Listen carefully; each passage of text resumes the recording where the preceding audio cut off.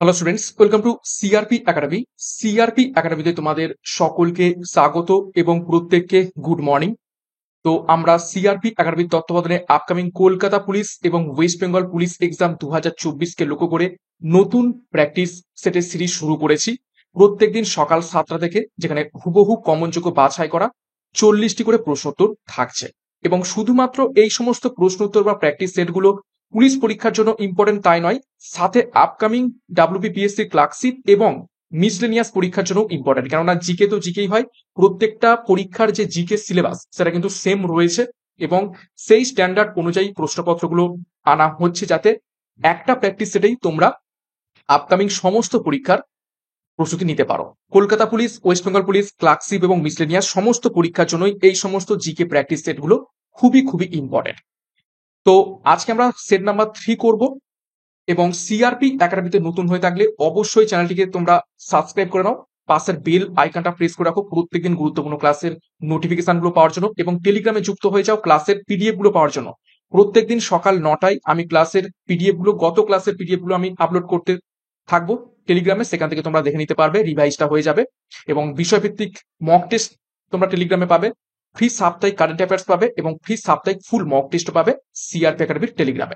Description বক্সে link রয়েছে, বা টেলিগ্রামে গিয়ে সার্চ করো সিআরপি একাডেমি লিখে, সেখান থেকে যুক্ত হয়ে যাও। তো যাই হোক, আজকে ক্লাসে যে গুরুত্বপূর্ণ 40টা প্রশ্ন তো রয়েছে, সেগুলো এবারে এক এক করে দেখে নিই। 1 নম্বর প্রশ্ন, কোন ভারতীয় সামরিক বাহিনী সুবিধা সফটওয়্যার ভার্সন 1.0 চালু করেছে?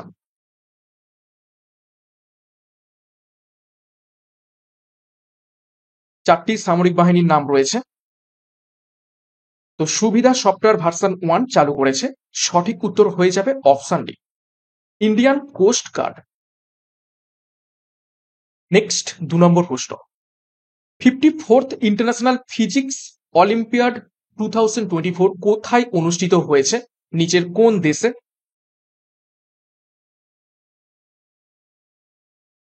চুয়ান্নতম আন্তর্জাতিক ফিজিক্স অলিম্পিয়াড 2024 নিচের কোন দেশে অনুষ্ঠিত হয়েছে?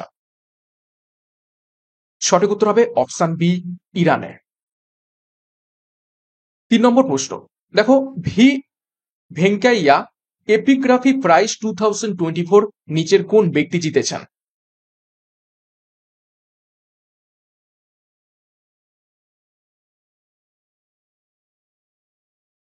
সঠিক উত্তর হবে অপশন ডি, ভি ভেদাচালাম এই পুরস্কারটি জিতেছেন, ভি ভেঙ্কাইয়া এপিগ্রাফি প্রাইজ 2024।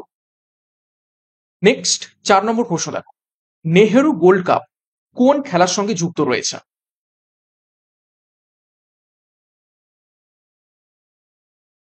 চারটি খেলা রয়েছে, তার মধ্যে থেকে কোন খেলার সঙ্গে যুক্ত রয়েছে নেহেরু গোল্ড কাপ?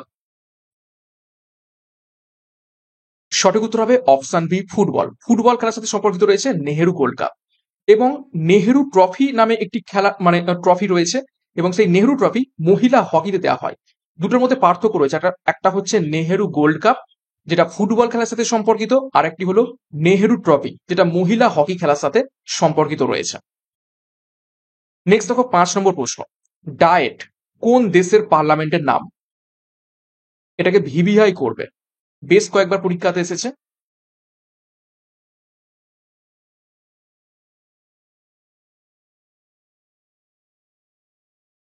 সঠিক উত্তর হবে অপশন ডি, জাপান।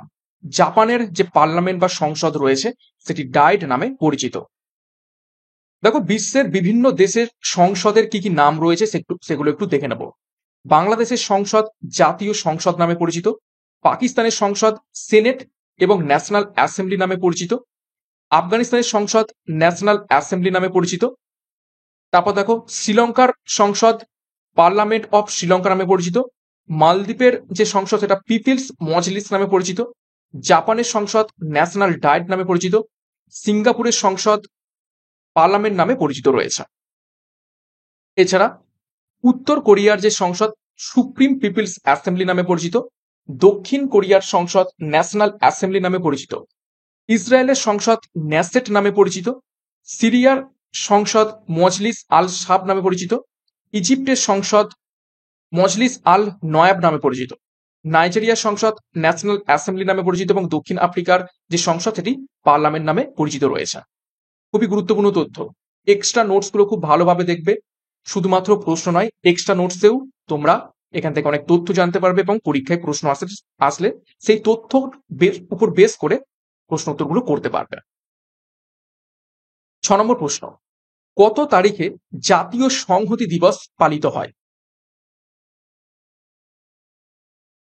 জাতীয় সংহতি দিবস অর্থাৎ ন্যাশনাল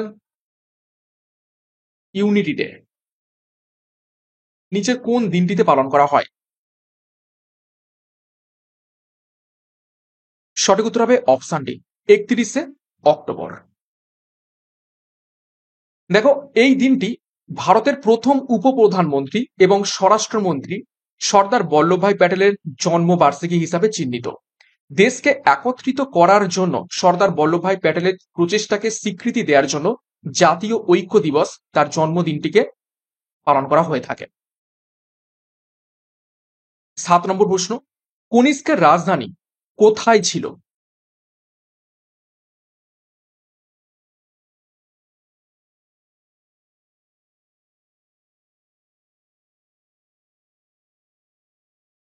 কনিষ্কের রাজধানী নিচের কোনটি ছিল?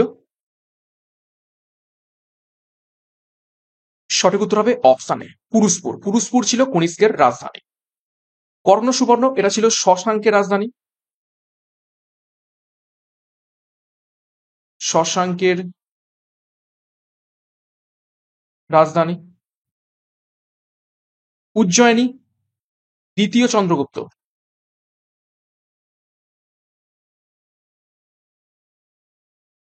ওকে, নেক্সট দেখো কিছু তথ্য দেখো। কুষাণ সাম্রাজ্যের প্রতিষ্ঠাতা ছিলেন কজুলু কথিসেস। কুষাণ বংশের শ্রেষ্ঠ রাজা ছিলেন কনিষ্ক। কুষাণ সাম্রাজ্য ছিল প্রথম খ্রিস্টীয় শতাব্দীতে মধ্য এশিয়ার ব্যাকট্রিয়া এবং স্কাইথিয়া অঞ্চলে গড়ে ওঠা একটি মিশ্র চীনা ব্যাকট্রিয় সাম্রাজ্য। 8 নম্বর প্রশ্ন, ভিয়েতনামের রাজধানীর নাম কি?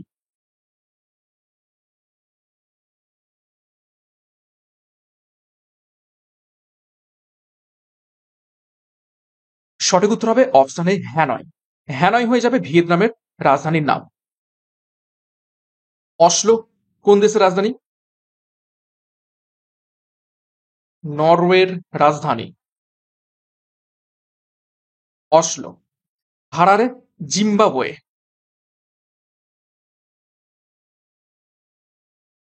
জিম্বাবুয়ের রাজধানী হারারে। সিওল দক্ষিণ কোরিয়া। দক্ষিণ কোরিয়ার রাজধানী হয়ে যাবে কি?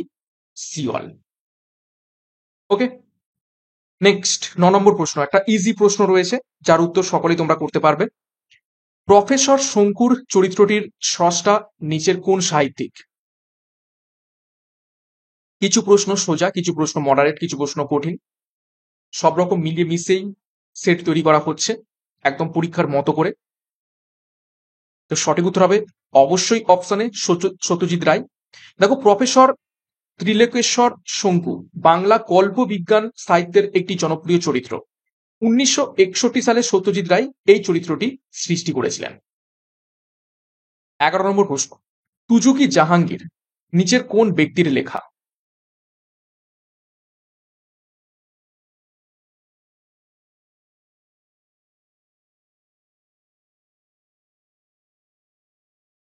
তুজুকি জাহাঙ্গীর নিচের কোন ব্যক্তি লিখেছেন?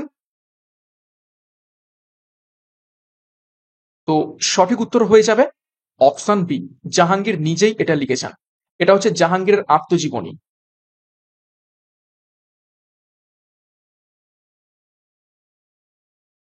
ওকে, দেখো ডিটেলস। দেখো, মুঘল যুগের গুরুত্বপূর্ণ সাহিত্য কীর্তির ব্যাপারে একটু দেখে নেব।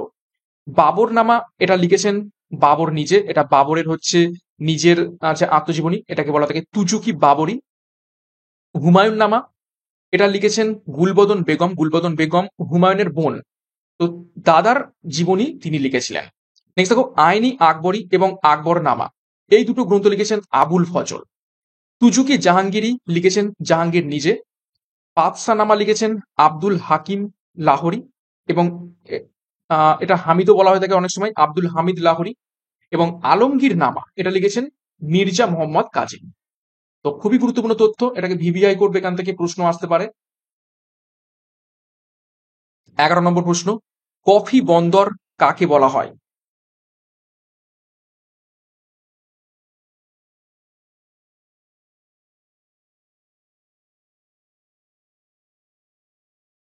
কফি বন্দর নিচের কোনটিকে বলা হয়ে থাকে?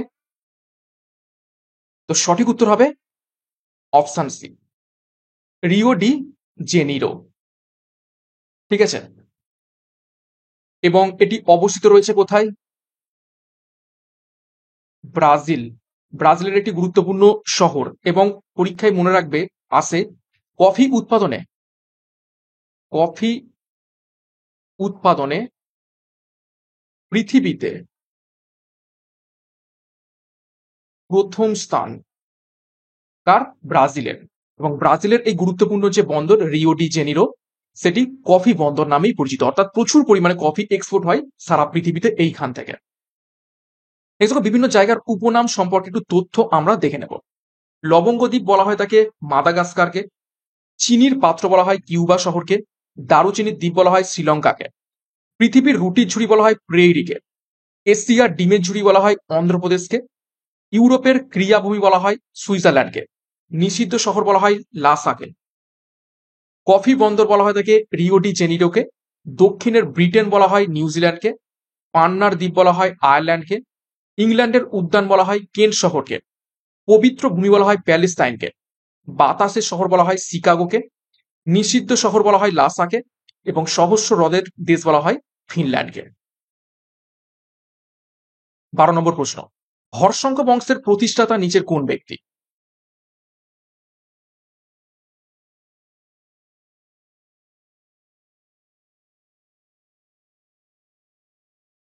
হর্ষঙ্ক বংশের প্রতিষ্ঠাতা নিচের কোন ব্যক্তি বা কোন সম্রাট?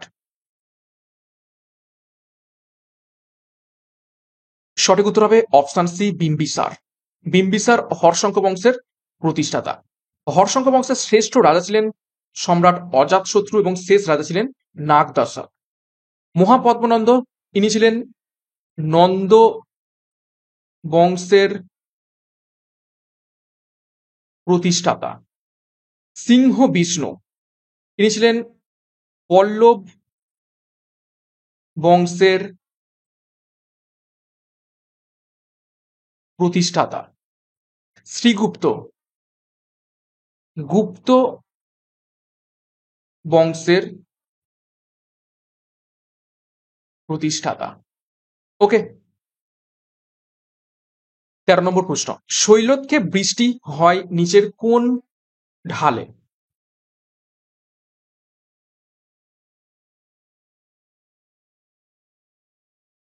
পর্বতের কোন স্থানে শৈলতকে বৃষ্টি দেখতে পাওয়া যায়?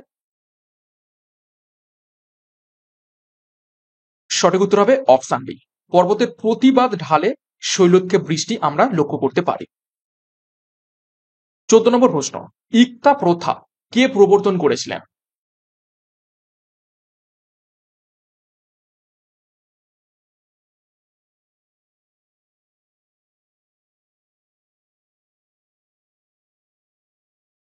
ইক্তা প্রথা নিচের কোন সম্রাট প্রবর্তন করেছিলেন?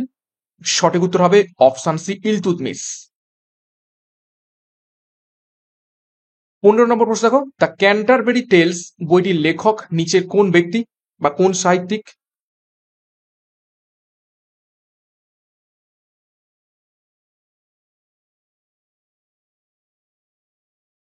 সঠিক উত্তর হবে option A, Chaucer the Canterbury Tales লিখেছিলেন, বিখ্যাত গ্রন্থ। দেখো বিভিন্ন গুরুত্বপূর্ণ বই এবং লেখক সম্পর্কে একটু তথ্য দেখবো। A brief history of time লিখেছেন Stephen Hawking. Train to Pakistan লিখেছেন Khushwant Singh. The Canterbury tales লিখেছেন Geoffrey Chaucer. Wings of fire লিখেছেন APJ Abdul Kalam. Das Kapital লিখেছেন কার্ল মার্কস। তারপর দেখো গালিভার ট্রাভেলস লিখেছেন Jonathan Swift. Long walk to freedom লিখেছেন নেলসন ম্যান্ডেলা। 16 নম্বর প্রশ্ন, খারিফ শস্য কোন সময় বপন করা হয়? নিচের কোন মাসে?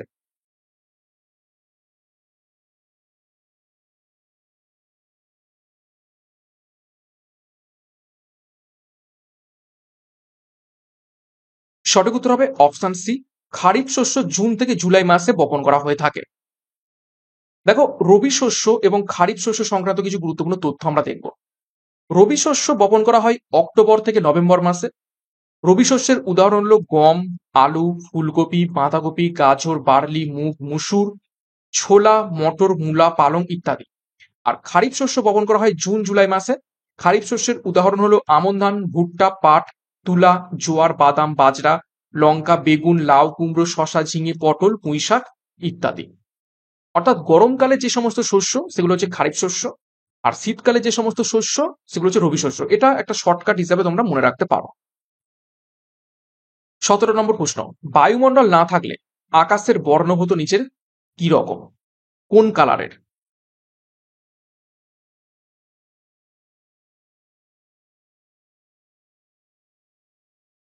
সঠিক উত্তর হবে অপশন বি, কালো কালারের দেখা যেত। 18 নম্বর প্রশ্ন, একটি জোয়ার ও ভাটার মধ্যে সময়ের ব্যবধান কত?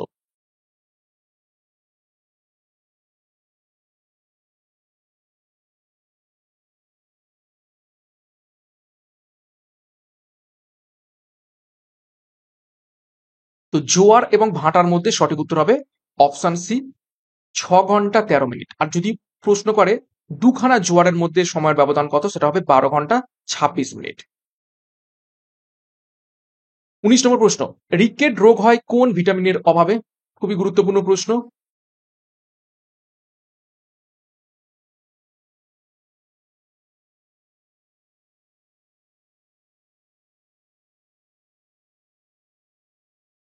সঠিক উত্তর হবে অপশন ডি, ভিটামিন ডি।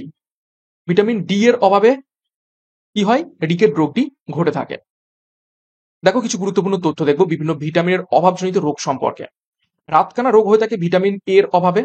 বেরি রোগটি ঘটে থাকে ভিটামিন বি 1 এর অভাবে। স্কারভি রোগ হয় ভিটামিন সি এর অভাবে। বড়দের অস্টিও ম্যালেসিয়া রোগটি দেখতে পাওয়া যায় ভিটামিন ডি এর অভাবে। এছাড়া ছোটদের মধ্যে রিকেট রোগটি দেখতে পাওয়া যায়।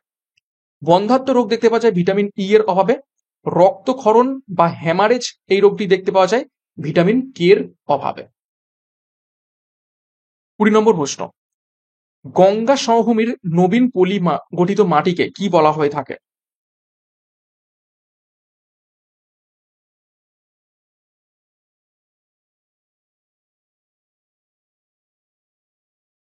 গঙ্গা সমভূমির নবীন যে পলি মাটি সেটাকে কি বলা হয়ে থাকে?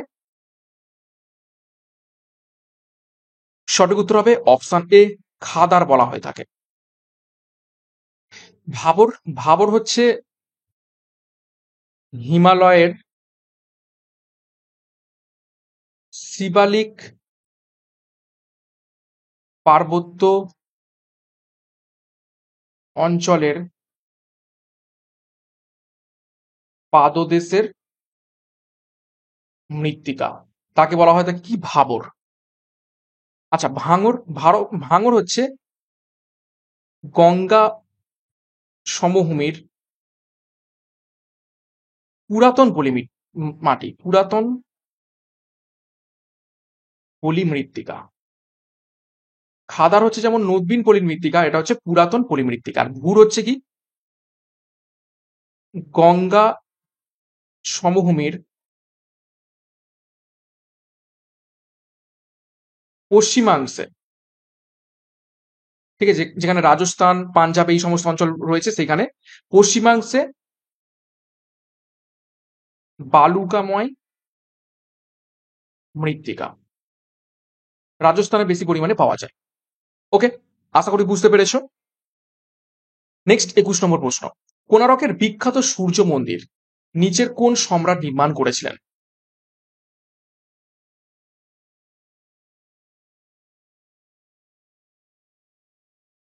সঠিক উত্তর হবে অপশন ডি, প্রথম নরসিংহদেব এটি নির্মাণ করেছিলেন। দেখো কোণারকের সূর্য মন্দির 1300 শতাব্দীতে পূর্ব গঙ্গ রাজবংশের রাজা প্রথম নরসিংহ দেব দ্বারা নির্মিত হয়েছিল এবং এটি উড়িষ্যা রাজ্যে অবস্থিত রয়েছে। 22 নম্বর প্রশ্ন, ভারতের প্রথম ভাষা গঠিত রাজ্য নিচের কোনটি? ভিভিআই করবে।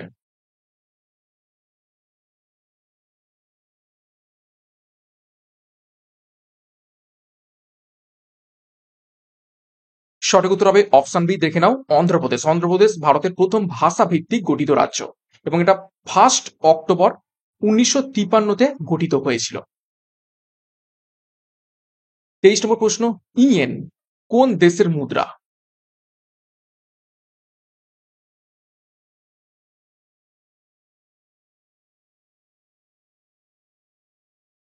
তো সঠিক উত্তর হবে অপশন বি, জাপান। জাপানের মুদ্রা হচ্ছে ইয়েন আর চীনের মুদ্রা উয়ান।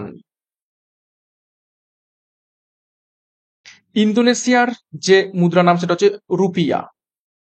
ঠিক আছে, রুপিয়া। রুপিয়া নামেই পরিচিত ইন্দোনেশিয়ার মুদ্রা, অ্যাকচুয়ালি ইন্দোনেশিয়ান রুপিয়া নামে পরিচিত। এবং ইসরায়েলের যে মুদ্রা নাম সেটা হচ্ছে সেকেল। 24 নম্বর প্রশ্ন, ভারতীয় সংবিধান দিবস কবে পালিত হয়? নিচের কোন তারিখে?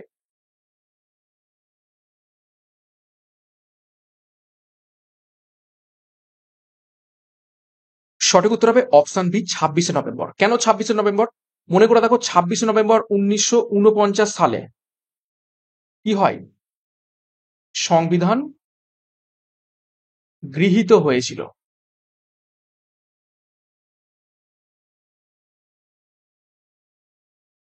এবং সেই জন্য 26শে নভেম্বর সংবিধান দিবস হিসাবে পালিত হয়ে থাকে।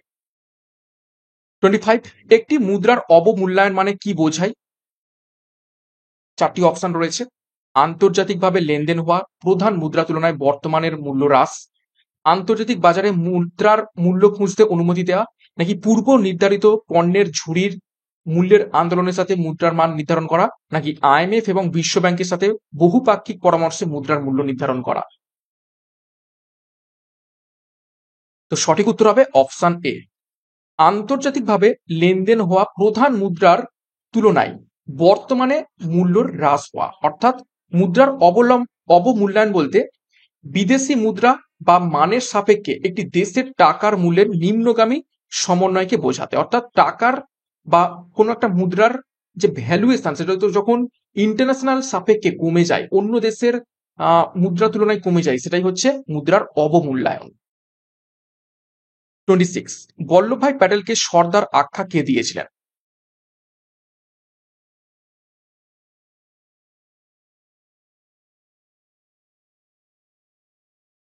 সঠিক উত্তর হবে অপশন এ, মহাত্মা গান্ধী দিয়েছিলেন। এবং কখন? বরদলি সত্যাগ্রহের সময় সর্দার বল্লভভাই প্যাটেলকে সর্দার উপাধিটা দেয়া হয়েছিল। খুবই গুরুত্বপূর্ণ প্রশ্ন। এবং এটা হয় কখন? 1928 সালে গুজরাটে। 27 নম্বর প্রশ্ন, বিশ্বের প্রথম ইলেকট্রনিক ডিজিটাল কম্পিউটারের নাম কি?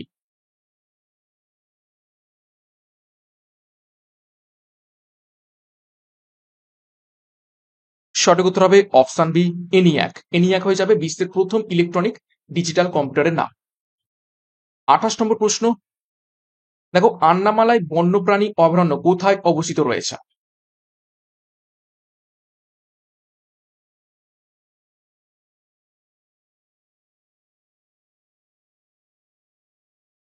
সঠিক উত্তর অপশন সি, তামিলনাড়ুতে অবস্থিত রয়েছে আন্নামালাই বন্যপ্রাণী অভয়ারণ্য।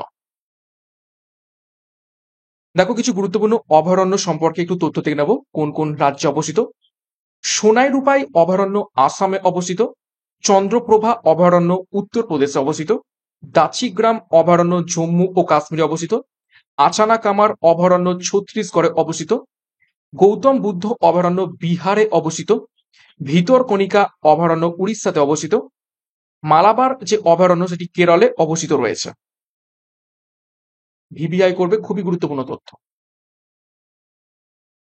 এছাড়া আরো কিছু তথ্য রয়েছে, দেখো, গির জাতীয় উদ্যান এবং অভয়ারণ্য এটা অবস্থিত রয়েছে গুজরাটে, দান্দেলি অভয়ারণ্য অবস্থিত রয়েছে কর্ণাটকে, পাঁচমারি অভয়ারণ্য অবস্থিত রয়েছে মধ্যপ্রদেশে, পেরিয়ার অভয়ারণ্য অবস্থিত রয়েছে কেরলে। 29, সর্বপ্রথম কোন দেশ সংবিধান রচনা করে?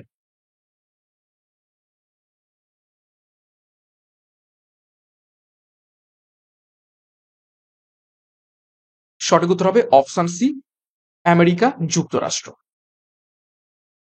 30 নম্বর প্রশ্ন, হিমোগ্লোবিনের মুখ্য উপাদান হলো নিচের কোনটি?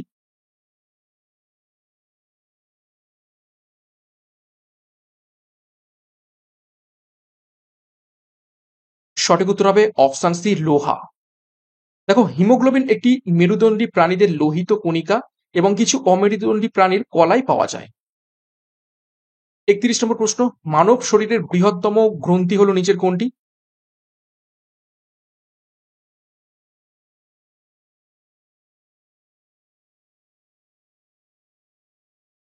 সঠিক উত্তর অপশন এ, যকৃৎ। 32 নম্বর প্রশ্ন, পারসেক এককটি কি, পারসেক এককটি দিয়ে কি মাপা হয়? খুবই গুরুত্বপূর্ণ প্রশ্ন।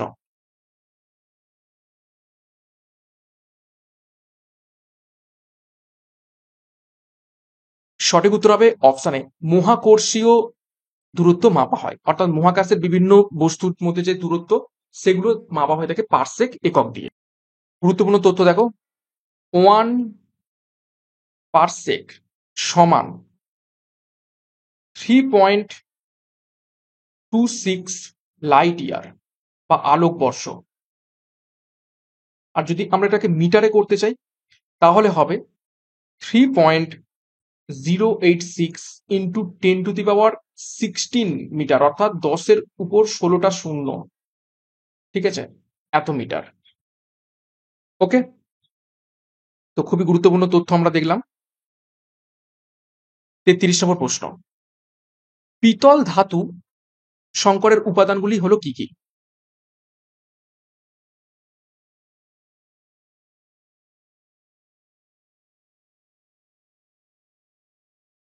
সঠিক উত্তর হবে অপশন এ, কপার ও জিঙ্ক। কপার এবং জিঙ্ক দিয়ে পিতল ধাতু তৈরি হয়ে থাকে এবং কপার ও টিনের সংকর ধাতু হলো কাঁসা। ঠিক আছে, নেক্সট 34, দুটি মৌলের পারমাণবিক সংখ্যা সমান কিন্তু ভর সংখ্যা আলাদা, তাদের কি বলবো?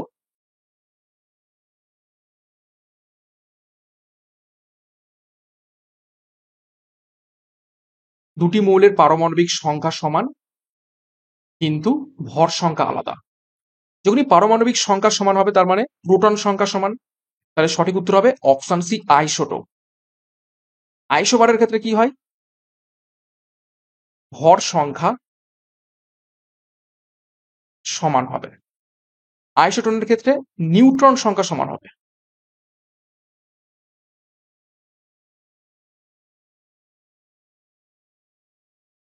ওকে, নেক্সট দেখো, একই মৌলের যেসব পরমাণুর পারমাণবিক সংখ্যা সমান কিন্তু ভর সংখ্যা আলাদা তাদের আইসোটোপ বলে। যেমন হাইড্রোজেনের 3টি আইসোটোপ রয়েছে, যথাক্রমে হাইড্রোজেন বা প্রোটিয়াম, ভারী হাইড্রোজেন বা ডয়টোরিয়াম এবং টিট্রিয়াম, অর্থাৎ H11, 1H2, 1H3। দেখো, মাথার গুলোকে বলা হয় ভর সংখ্যা, তো ভর সংখ্যাগুলো সব আলাদা কিন্তু নিচে দেখো সকলেরই 1 রয়েছে, তাহলে পারমাণবিক সংখ্যা সমান, তো এদের আমরা কি বলবো? আইসোটোপ। তারপর দেখো, যে সব মৌলের পরমাণুগুলির ভর সংখ্যা সমান কিন্তু পারমাণবিক সংখ্যা আলাদা তাদের আইসোবার বলবো। অর্থাৎ ধরো এক্স এবং ওয়াই রয়েছে, এদের দুজনেরই মাথায় 40 করে রয়েছে কিন্তু নিচে রয়েছে একজনের 19 আর একজনের 20। তার মানে কি, মাথার গুলো সমান রয়েছে কিন্তু কি পারমাণবিক সংখ্যা 19 এবং 20 আলাদা রয়েছে, তো এইটা হয়ে যাবে এক্স এবং ওয়াই, এরা হচ্ছে কি একে অপরের আইসোবার। আর যেসব মৌলের পরমাণুর নিউট্রন সংখ্যা সমান কিন্তু পারমাণবিক সংখ্যা আলাদা তাদের আইসোটোন বলে। ওকে, নেক্সট 35 নম্বর প্রশ্ন, কোন কঠিন পদার্থকে উত্তপ্ত করলে সরাসরি বাষ্পে পরিণত হলে সেই ঘটনাকে কি বলে? কোনো কঠিন পদার্থকে যদি আমরা উত্তপ্ত করি, যদি সেটা উত্তপ্ত হয়ে সরাসরি বাষ্পে পরিণত হয় তাহলে সেই ঘটনাকে আমরা কি বলবো? প্রথমে আমরা জানি কঠিন পদার্থকে উত্তপ্ত করলে তরল হয়, তরল থেকে তারপরে বাষ্পে পরিণত হয়, কিন্তু ডাইরেক্ট যদি কঠিন থেকে বাষ্পে পরিণত হয় তাহলে সঠিক উত্তর হয়ে যাবে এরকম ব্যাপার করা থাকে ঊর্ধ্বপাতন, ইংরেজিতে কি বলা থাকে? সাবলিমিশন।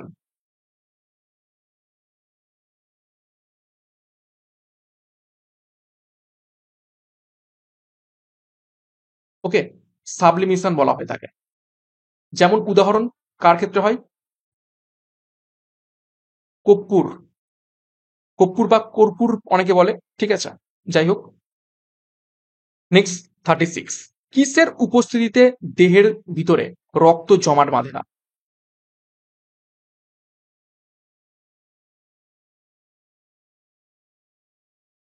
সঠিক উত্তর অপশানে হেপারিনের উপস্থিতিতে। 37, মেরি কম কোন খেলার সঙ্গে যুক্ত রয়েছেন?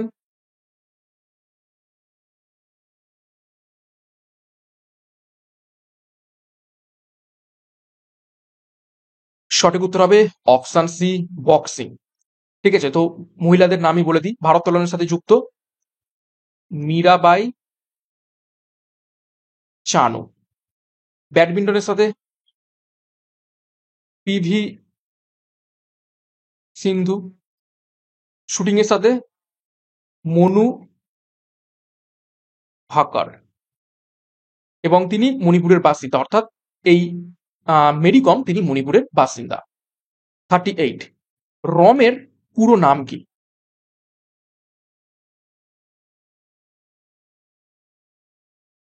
চারটি option random access memory, read only memory, root only memory, নাকি র্যাড অনলি মেমোরি। তো সঠিক উত্তর হবে option B, read only memory হয়ে যাবে রমের ফুল ফর্ম। দেখো কিছু গুরুত্বপূর্ণ সম্পূর্ণ নাম আমরা দেখে নেবো কম্পিউটার সংক্রান্ত। ডিবিএমএস এর full form database management system, LAN এর full form local area network, CPU এর full form central processing unit, PD এর full form personal digital assistant, সিডির ফুল ফর্ম কম্প্যাক্ট ডিস্ক, এবং ডাব্লিউডাব্লিউডাব্লিউর full form world wide web. 40 number প্রশ্ন এবং 39 নম্বর প্রশ্ন, দেখো সিলি পয়েন্ট কথাটি কোন খেলার সঙ্গে যুক্ত?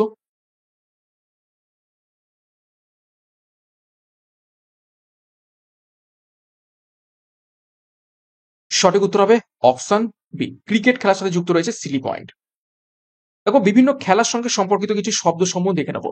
অ্যাসেজ শব্দটি যুক্ত ক্রিকেটের সাথে, স্ম্যাশ শব্দটি যুক্ত ভলিবলের সাথে, ক্যাডেল শব্দটি যুক্ত গল্ফের সাথে, ব্রেস্ট স্ট্রোক এবং বাটারফ্লাই শব্দগুলো যুক্ত রয়েছে সাঁতারের সাথে, নকআউট এবং জ্যাব শব্দগুলো যুক্ত রয়েছে বক্সিং এর সাথে, এলবিডব্লিউ যুক্ত রয়েছে ক্রিকেটের সাথে, এবং পিভট ও টি এই দুটো শব্দ যুক্ত রয়েছে গল্ফ খেলার সাথে। 40 নম্বর প্রশ্ন এবং আজকের ক্লাসের শেষ প্রশ্ন, ভারতীয় সংবিধানের কত নম্বর ধারায় অস্পৃশ্যতা দূরীকরণের কথা বলা হয়? ভিভিআই করবে, খুবই গুরুত্বপূর্ণ প্রশ্ন।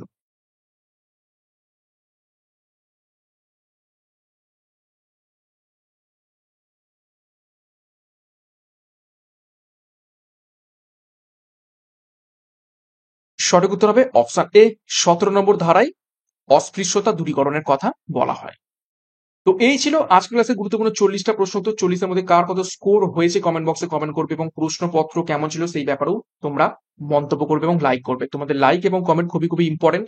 তো যারা যারা ভিডিওটা দেখছো তারা অবশ্যই একটা লাইক করে দাও। তোমাদের লাইক এবং কমেন্ট আমাদের এই ক্লাসগুলো নিয়ে আসতে উৎসাহ দেয়, এবং প্রত্যেকদিন ক্লাসগুলো ফলো করতে থাকো। আপকামিং ওয়েস্ট বেঙ্গল পুলিশ পরীক্ষা, কলকাতা পুলিশ পরীক্ষা, ক্লার্কশিপ এক্সাম, মিসলেনিয়াস এক্সাম, এবং সামনেই আসতে চলেছে রেলওয়ের এক্সাম, এসএসসির এক্সাম, সমস্ত পরীক্ষার জন্য কিন্তু এই সমস্ত প্র্যাকটিস গুলো ইম্পর্টেন্ট। কেননা জিকে প্রত্যেকটা পরীক্ষাতেই থাকে, এবং প্রত্যেকটা পরীক্ষার যে সিলেবাস জিকের মোর অর লেস কিন্তু একদমই সেম টু সেম থাকে, এবং পরীক্ষার মতোই স্ট্যান্ডার্ড আমরা প্রশ্নপত্র আলোচনা করছি, যেগুলো পরীক্ষাতে আসতে পারে বলে মনে করা হচ্ছে।